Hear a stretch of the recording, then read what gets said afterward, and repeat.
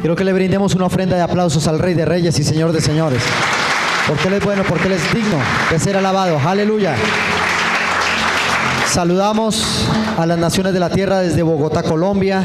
Ministerio Internacional de Adoración Familias de Reino les da un poderoso abrazo a la distancia y declaramos que lo mejor para tu vida apenas comienza. En el nombre de Jesús, bienvenidos a todos y a todas en el nombre de Cristo Jesús. Amén y amén. Amada iglesia, déjeme compartir una palabra que en mi gusto es algo que quiero advertir algo, no sé, tal vez algunos en esta mañana, algunas lágrimas rodarán por sus mejillas y será, de verdad que esto será un quebrantamiento. Diga conmigo esta noche, esta mañana, habrá un quebrantamiento en mi vida. Pero quiero comenzar declarando una palabra del Espíritu que está en Proverbios 4, versículo 18. Si lo tiene allí, acompáñeme con la lectura. Proverbios 4, verso 18, la palabra del Señor dice, ¿la tiene? Deme un fuerte amén, por favor. Acompáñeme con la lectura. Verso 18 dice, más la senda del justo o de los justos. ¿Dónde están los justos? Y las justas. Es como la luz de la aurora que va en aumento hasta que el día es perfecto. ¿Cuántos dicen amén? Vamos a repetirlo y vamos como a aprendernos este versículo. Y creo que tiene que ser un soporte para nuestra vida. Proverbios 4, 18, léalo fuerte conmigo, dice la palabra. Más la senda de los justos es como la luz de la aurora que ¿qué?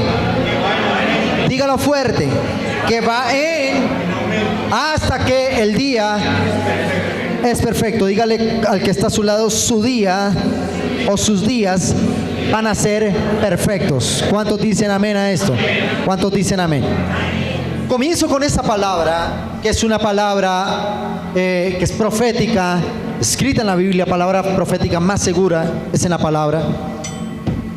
Pero también quiero con esta palabra despejar una pregunta o dar respuesta a una pregunta más bien, que tal vez usted, no sé usted, yo me la he hecho muchas veces, y es el por qué Dios permite que yo entre a procesos en la vida. Los que somos padres de familia, levante la mano, padres de familia.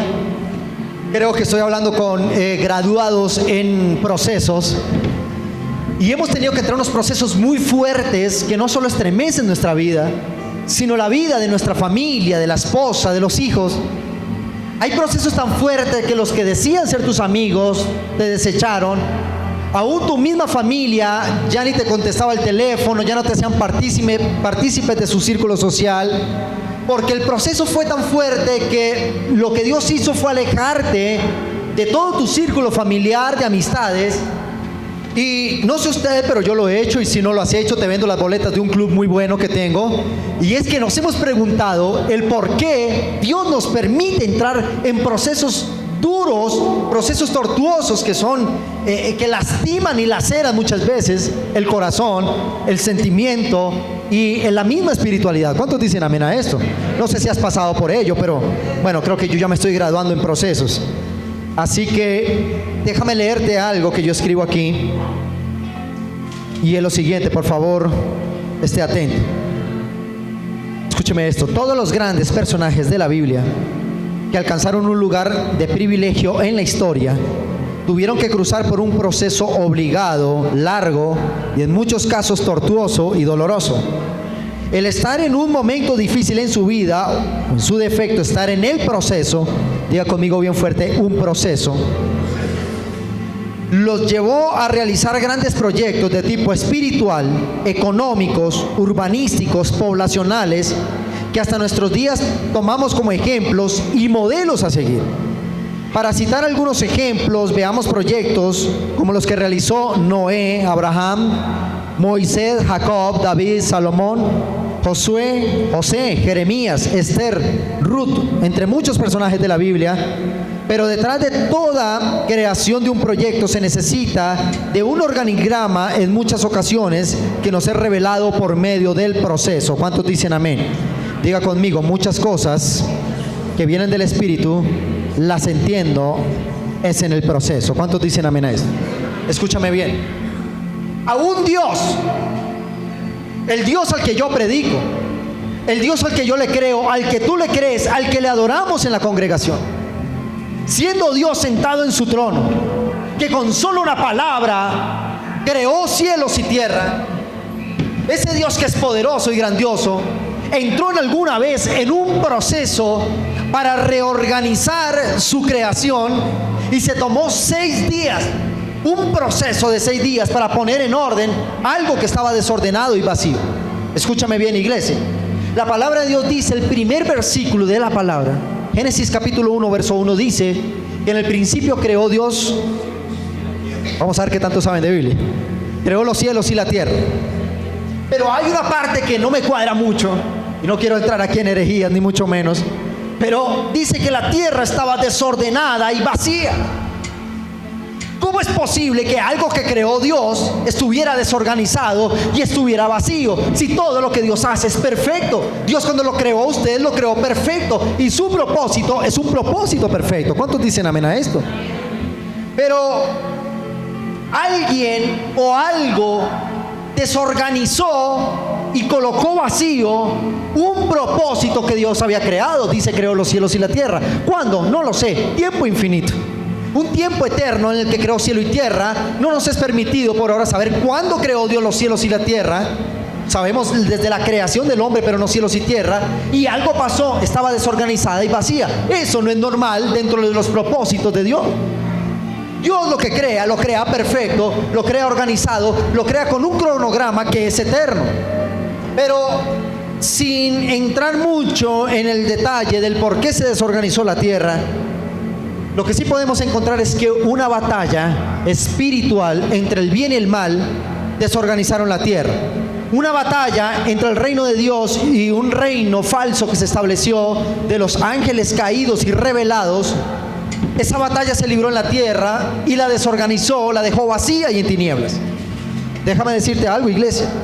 Cuando Dios crea algo conforme a su imagen y su semejanza y a su propósito, si Dios encuentra la vida de una persona, encuentra un ministerio, una ciudad, una nación, una familia, la encuentra desordenada, fuera del propósito por el cual Él la creó, Dios se va a incomodar de ello y va a tener que meterlo en un proceso para reorganizar, para reestructurar, para rearmar una creación que no es normal que esté desorganizada y que esté vacía. ¿Cuántos dicen amén? Entonces es allí donde podemos hablar que Dios sí nos lleva a procesos. Diga conmigo, Dios nos lleva a procesos.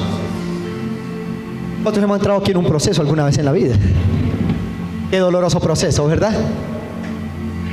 Es diferente decir que Dios me envía una enfermedad. Es diferente decir que Dios me envía ruina, escasez, miseria. Escúchame bien. Dios me envía al proceso y al proceso llego arruinado, maldecido, estancado. Yo llego al proceso sin valor, desordenado y vacío. Para que usted no vaya a decir, es que Dios me mandó al desierto y me mandó una crisis económica. No, Dios no manda crisis a nadie.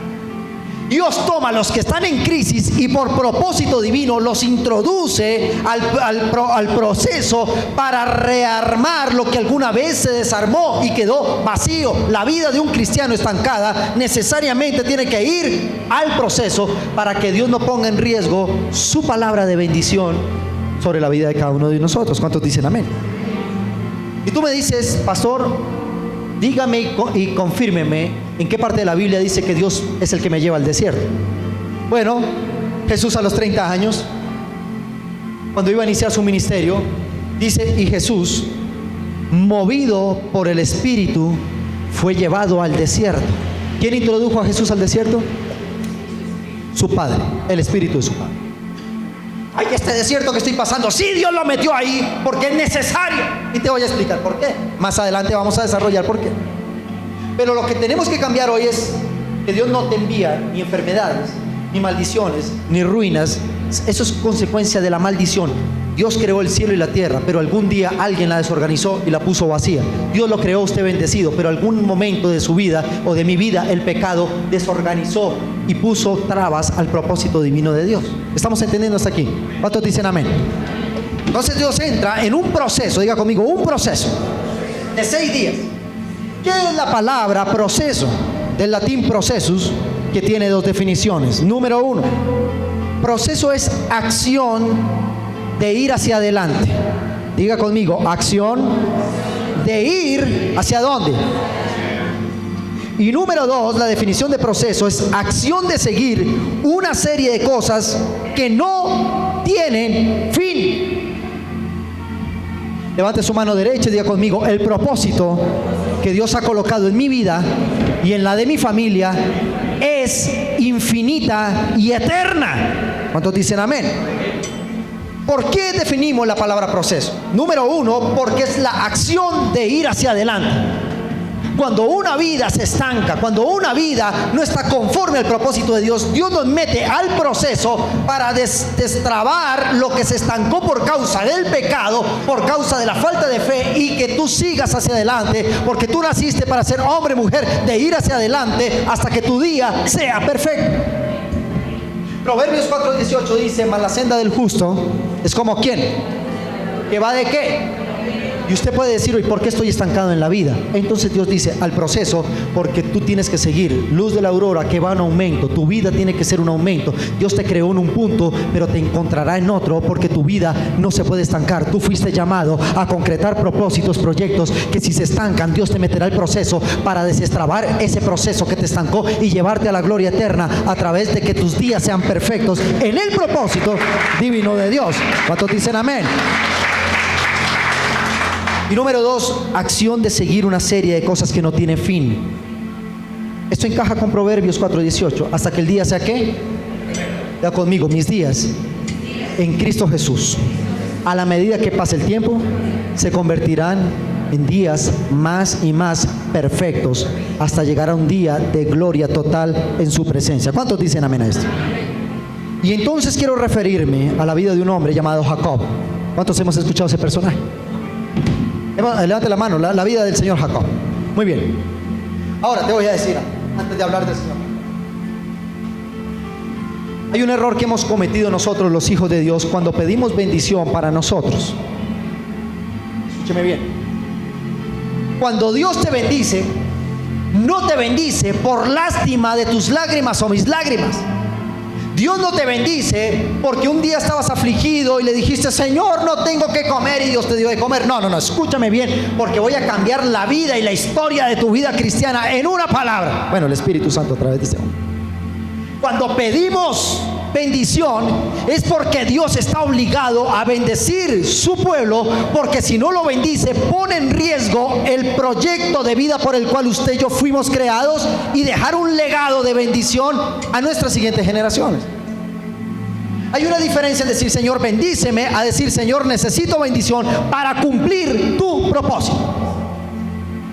¿Por qué la iglesia cristiana prospera? ¿Por qué las iglesias cristianas aumentan en número de personas, aumentan en sus economías? Porque Dios tiene que bendecir una entidad que lo que está haciendo es destrabar la vida de cientos de personas que están en maldición, en condenación eterna, para llevarlos a una vida de plenitud, de redención eterna, razón por la cual Dios tiene que bendecir la iglesia. Si Dios no bendice la iglesia, pone en riesgo su palabra de bendición. ¿Entendimos esto? En los próximos días, si Dios te da un carro, te da una casa, si Dios nos da una empresa, si Dios te da un ministerio, no es para autosatisfacción del ego propio, sino porque tú fuiste llamado a destrabar el propósito de alguien a través del propósito de Dios en su vida. Levanta tu mano derecha y di conmigo, Dios me creó para solucionarle el problema a alguien. Con esa iglesia estoy hablando. Con esa iglesia estoy hablando. Muy bien, entonces sigamos adelante. Voy a entrar a la mitad del tema. Jacob. ¿Cuántos hemos escuchado eso? Vamos a saber qué tanto de Biblia sabemos. Bueno, los que vinieron el viernes no van a ser sopletes ahí. Jacob. ¿Quién fue el abuelo de Jacob? Bueno, vamos, dígalo, hasta que se revientan por decirlo. Abraham. Muy bien. Y Abraham tuvo un hijo que se llamó. Muy bien. Oh, estos muchachos están en un punto alto. Me están dejando un punto alto ahí. Muy bien. Encontramos tres generaciones: Abraham, Isaac y Jacob. Dios llama un día a no podemos decir que un anciano, no sé si era un jovencito, un muchacho, un hombre. Lo llama y le dice: Abraham, te necesito para cumplir un proyecto de tipo generacional, porque de tu simiente, de tu hijo, haré una gran nación. Y Dios llama a Abraham, pero escúchame bien.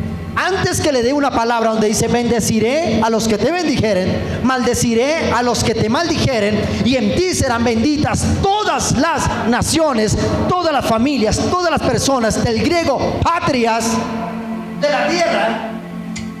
Pero escúchame bien, lo primero que Dios hace cuando le da la palabra a Abraham es llevarlo al proceso. Le dice: sal de tu tierra y de tu... Lo arranca de sus raíces que no le servían y lo coloca en un proceso. Sal de tu tierra porque te llevaré un proceso, y en el proceso haré de ti una nación grande. ¿Nos dicen amén? Y Abraham tomó su mochila y se fue al desierto con una mujer que no podía tener hijos, con una mujer que había llegado a la edad de los 100 años, donde ya su costumbre como mujer se había perdido. Abraham, ni hablar, el viejo de 100 años ya no funcionaba. ¿Qué podemos hacer? Pero Dios cumplió la promesa. Dios le dio un hijo a los 100 años. ¿Dónde le dio ese hijo? En el proceso. Porque el proceso va a hacer que las cosas que sean imposibles las hará posible por cumplimiento de lo que Dios habló para nuestra generación. ¿Cuántos dicen amén a esto? Entonces, el señor Abraham tiene un hijo llamado Isaac. ¿Cómo se llamaba? Cuando Isaac nace, este muchacho lo tuvo todo. Fue un muchacho porque Dios bendijo mucho el camino de Abraham. Un hombre multimillonario, lo podemos decir, porque tenía cientos de cabezas de ganado, y fuera de eso tenía pozos repletos de agua para alimentar a su ganado. La riqueza en la antigua Mesopotamia, Ur de los Caldeos, de donde salió el señor Abraham, de su padre Taré, la riqueza se medía por el número de cabezas de ganado y por los arroyos que daban de beber a ese ganado. Abraham era una persona multimillonaria, muchos siervos, dice, muchos siervos y muchos bienes acompañaban a Abraham. Y entonces nació su hijo en cuna de oro. ¿Cuántos dicen amén? Y entonces nació, y Isaac fue un hombre que en términos generales no cumplió con un proceso. Siempre lo tuvo todo.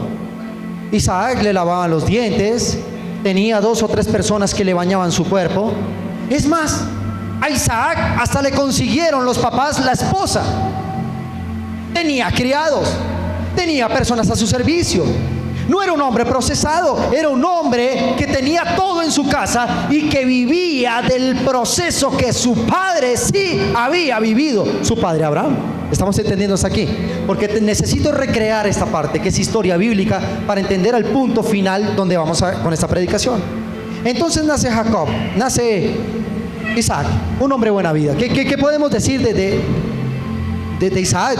Regáleme una palabra que defina la vida de Isaac. Acá en Colombia decimos gomelo, es decir, lo tiene todo, tú sabes. Un fresco, es decir, allá una persona tranquila. ¿Qué más puede definir de la vida de Isaac? Un consentido. No, más bien un Juan sin miedo. Escúchame bien. Diga conmigo, era una buena vida. A Isaac nunca le dolió nada, porque el proceso de su padre fue el proceso de él. Pero Dios había dado una promesa, había dado una palabra. Le dijo a su papá, Abraham, le dijo: en ti serán benditas, el hijo que salga del vientre de Sara, en él serán benditas todas las patrias de la tierra. Pero aquí quiero entrar en un punto neurálgico de la predicación, y es la siguiente. Dios nunca le va a entregar una palabra de bendición a una persona que no esté procesada.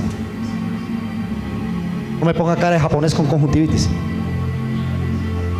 Ya conmigo, Dios nunca va a cumplir palabras sin gente procesada.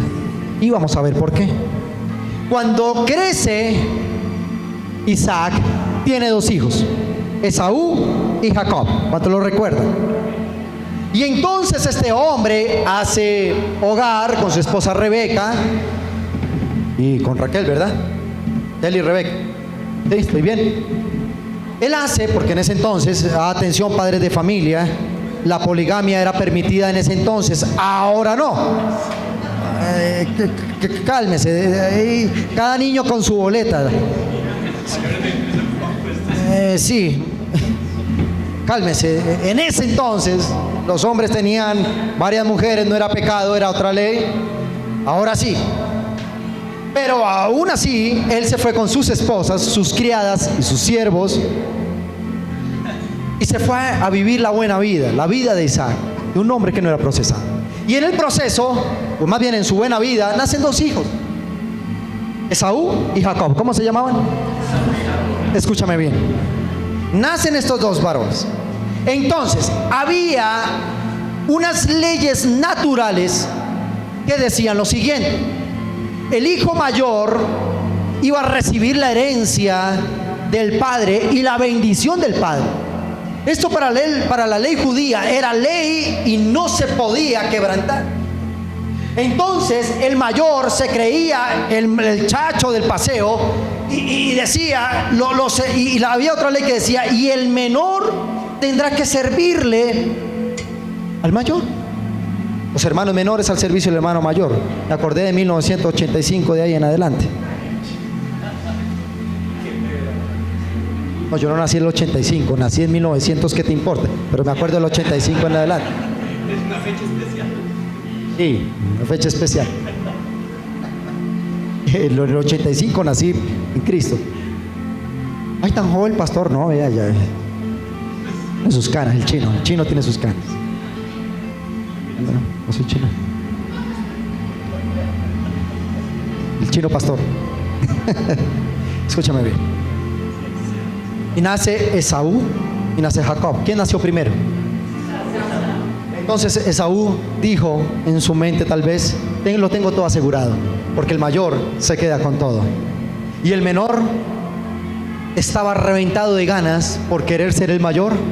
Tanto así que cuando crecieron los dos muchachos, Jacob trataba de engañar a su hermano mayor para comprarle la primogenitura, porque él sabía que si era el mayor iba a recibir la bendición de su padre.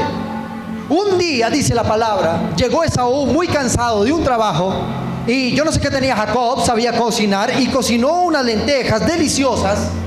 Y cuando llega el hermano Esaú, dijo, tengo mucha hambre. Y Jacob, que era un hombre de negocios chimbos, pero negocios, le dijo, ay, hagamos una cosa. Yo hice unas lentejas, ¿a qué huelen? Con salchicha ranchera, Dios mío, y con esa hambre que yo tengo. ¿Qué quieres a cambio? Véndeme tu primogenitura y te doy este plato de comida. Y Esaú dijo, hecho, te cambio mi primogenitura por ese plato de lentejas, e hicieron un intercambio. ¿Usted qué cree que pensó Jacob en ese momento? Hice el negocio de la vida, aleluya, soy el mayor ahora. ¿Sabes qué pensó Jacob? Hice el negocio de mi vida. ¡Wow! ¿Quiere aprender de Biblia hoy? ¿Sabes qué hizo Jacob? El peor negocio de su vida, porque recibió la bendición de un hombre que no fue procesado. Hola. Pero Dios había hablado ¿a quién? A su abuelo, y le había dicho, haré de ti una nación grande. Y entonces cuando Jacob compra su primogenitura, dijo, hice el negocio del siglo, aleluya. Y Dios, viendo en el cielo, dijo, hiciste el peor negocio, muñeco. Te voy a quitar todo lo que tienes y te voy a llevar al proceso, porque tu papá colocó en riesgo y estancó la palabra que di a su abuelo por falta de proceso. ¿Cuántos dicen amén?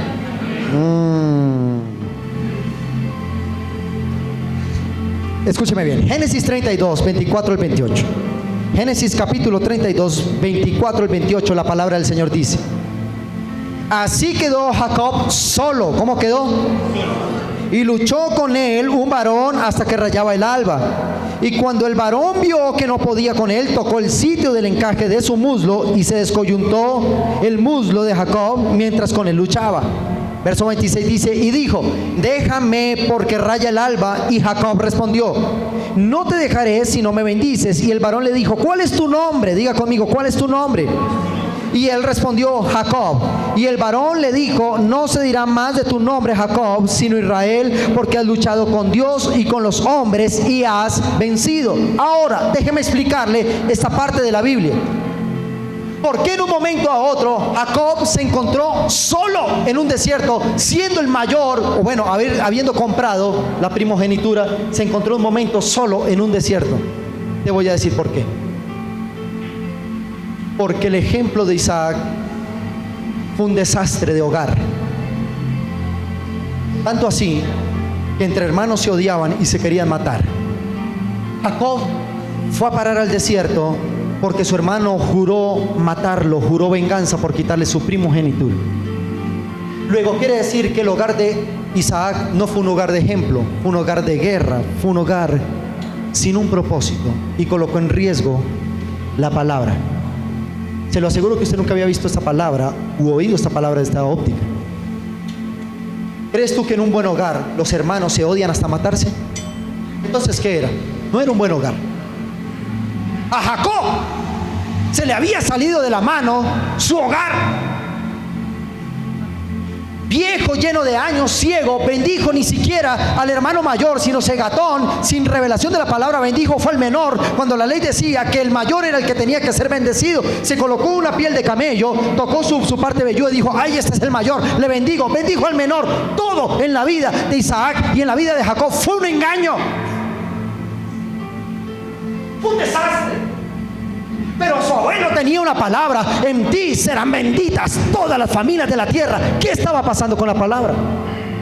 Diga conmigo, por falta de proceso, estaba en riesgo una palabra de tipo generacional. ¿Estamos aquí, iglesia?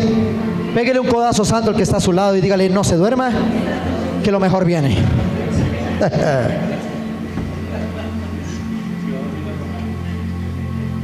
Diga conmigo, cuando Dios me lleva al proceso,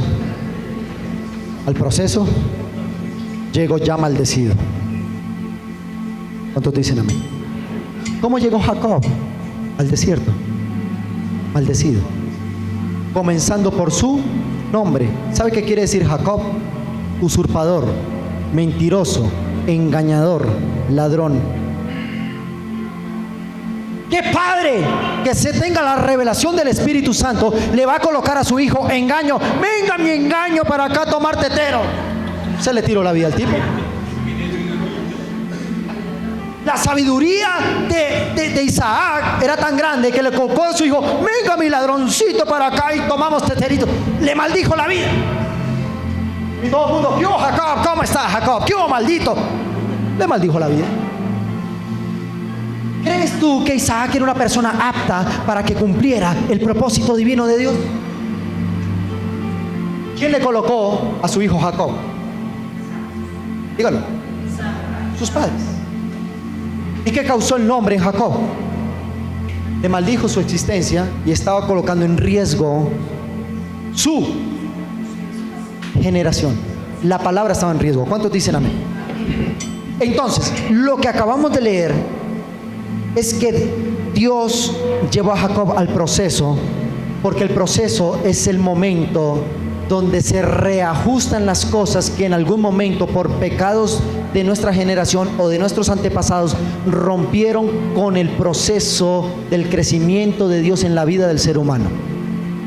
La bisabuela tuvo cáncer, la abuela tuvo cáncer, la mamá tiene cáncer, yo tengo cáncer y mis hijos tendrán cáncer.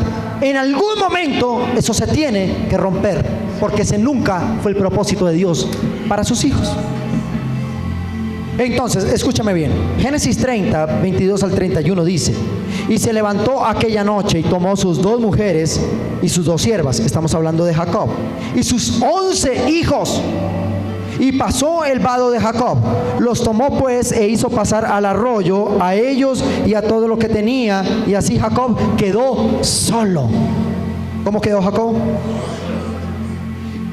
Y luchó con el varón hasta que rayaba el alba, y cuando el varón vio que no podía con él, tocó el sitio del encaje de su muslo, y se descoyuntó el muslo de Jacob mientras con él luchaba. Escúchame bien. Y dijo: déjame, porque raya el alba. Le dijo: ¿quién? El varón, tipología de Jesucristo en medio del desierto. ¿Cuál es tu nombre?, le pregunta el varón. Y él respondió: Jacob. Diga conmigo: Jacob. Y el varón le dijo: no se dirá más tu nombre Jacob, sino Israel, porque has luchado con Dios y con los hombres y has vencido. Entonces Jacob le preguntó y le dijo: declárame tu nombre. Y el varón respondió: ¿por qué me preguntas mi nombre? Y lo bendijo allí. Y llamó Jacob el nombre de aquel lugar Peniel, porque dijo: vi cara a cara a Dios y fue librada mi alma. Y cuando había pasado Peniel, salió el sol y cojeaba su cadera. Amén y amén. Diga conmigo, levante su mano y diga 5 cosas que hace el proceso o el desierto en mi vida. ¿Las quieres saber? ¿Cómo entró Jacob al desierto? Diga conmigo: maldecido. ¿Sabes cómo entró Jacob? Acá tengo la lista. Jacob entró estafado por su suegro, explotado por su suegro, pasó por la escasez, entró en escasez, en estrechez económica, en tiempo de incertidumbre, porque usted váyase con 2 esposas, dos, imagínese 2. No, mentiras.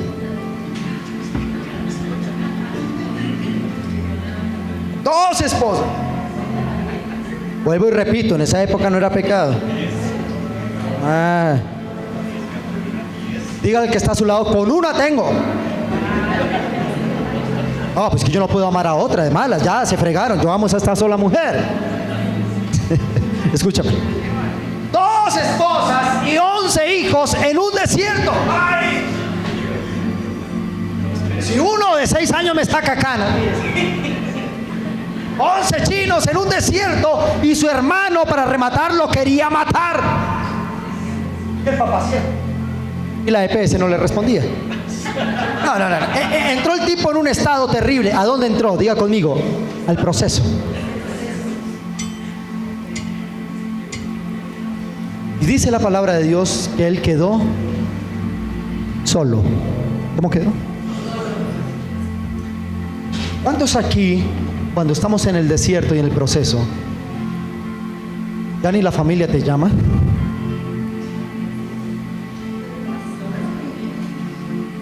El círculo de amigos ya ni te contestan.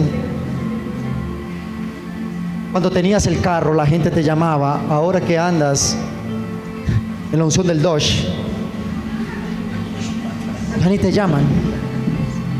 ¿Cuántos aquí, para rematar, su familia los odia? En mi casa no pasa eso, pero ¿cuántos aquí su familia les ha tenido envidia? ¿Cuántos aquí su familia los han estafado, les han quitado el negocio? ¿Cuántos aquí los han robado? ¿Cuántos han hablado del ministerio siendo cercanos al ministerio? ¿Cuántos criticaron tu matrimonio cuando estaba en proceso? Cuando no tenías esas noches de incertidumbre, no había ni qué comer tal vez, y tus hijos pidiéndote comida, y tú llamabas al papá, a la mamá, a los amigos, nadie te contestaba porque sabía que era para pedir plata. ¿Cuántos quedamos en un proceso solos con el Espíritu Santo de Dios? Pues déjeme decirle que eso le pasó a Jacob. 2 mujeres, 11 hijos en la mitad de un desierto. Fuera de eso, desplazado. Diga conmigo: desplazado por la violencia, porque su hermano lo quería matar. Número 6 o 7, hubo cambios físicos en su cuerpo. Y número 8, Dios le cambió hasta el nombre. ¿Qué dice la palabra? Diga conmigo 5 cosas que el proceso genera en mi vida. Número 1, versículo 30 dice: y llamó Jacob el nombre de aquel lugar Peniel, porque dijo: vi cara a cara a Dios y fue librada mi alma. Diga conmigo: en el proceso, cuando se queda uno solo, conoce cara a cara a Dios.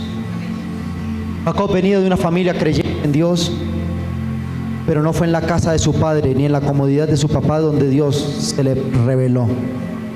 fue en la mitad de un proceso, en un desierto, con sus 2 mujeres y 11 hijos, desesperado por su situación, donde dijo, vi cara a cara a Dios y fue librada mi alma. ¿Cuántos dicen amén? Número 1, lo que produce el desierto en tu vida, vas a conocer cara a cara a Dios y te vas a volver sensible a escuchar su voz. Número 2, descoyuntó su cadera. Diga conmigo, descoyuntó su cadera. Verso 25 dice, cuando el varón vio que no podía con él, tocó el sitio del encaje de su muslo y descoyuntó el muslo de Jacob mientras con él luchaba. Diga conmigo, descoyuntó su muslo. Déjeme explicarle algo aquí rápido. ¿Cómo entró Jacob al desierto, al proceso? Dándoselas del fuerte delante de la esposa y de los hijos. Yo soy el que mando.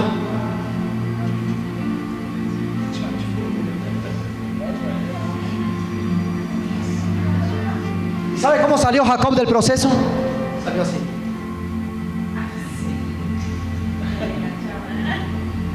Porque dice que el ángel o el varón, Cristo, le descoyuntó su cadera. ¿Por qué rayos entró caminando bien y después salió cojo? Diga conmigo, porque las marcas que me deja el proceso en mi vida ya no son heridas que duelen, sino insignias de guerra. Y eso es lo que voy a mostrar al mundo, donde Dios me colocará un letrero, procesado por Dios, listo para tomar en posesión su bendición. Confirmen eso con la Biblia. Cuando Jesús murió y resucitó, se le presentó a sus discípulos 40 días. ¿Sabes cuándo los discípulos vinieron a creer que era Jesús resucitado? Cuando vieron sus llagas. Había un hombre llamado Tomás Dídimo que dijo, yo no creo que sea Jesús, ese no es Jesús.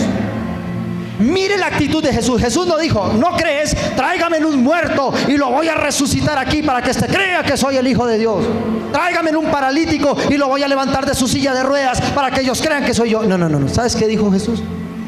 Mira mis heridas, las insignias de mi proceso. Mete tu dedito y te darás cuenta que yo soy el resucitado.